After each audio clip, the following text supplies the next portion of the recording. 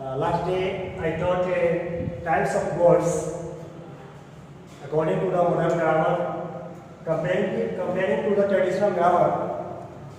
But some students, because of technical faults, did not see the video. So I am going to repeat the same chapter today. That is about types of words. You have read about parts of speech. All the words in English are divided according to the work they do in a sentence.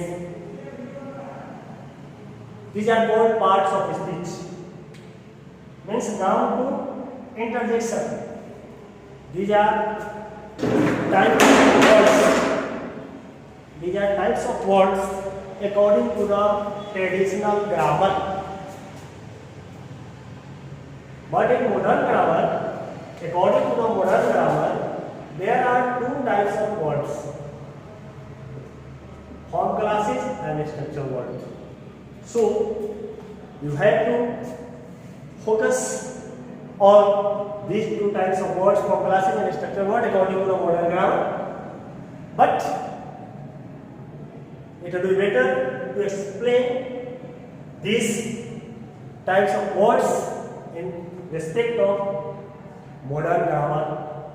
So here the definition of parts of speech. All the words in English are divided into 8 classes or groups according to the work they do in a sentence. This means the same word does the different works in a sentence. So we see the use of the word in a sentence. That what they are doing the work of a noun, an adjective or a verb. What? These are 8 types of words, but now I will discuss about the words according to the modern grammar, which is important. That is called form classes and structure words. Form classes. Form is to form, to create, to make a new word. What are the ways in which we make a new word? In grammatical terms, there is a word that is called morpheme. Morpheme, the smallest unit of a word. Which has a meaning? But the smallest unit. These are 3. Prefix, infix, prefix, suffix, and infix. By these 3 morphemes will change the form of a word. How? By affixing to a fix. Suppose prefix here, example, when we affix prefix before a word, that is called prefix. Means we add the prefix in the beginning of the word, which make changes in the meaning of the word, that is called prefix. Suppose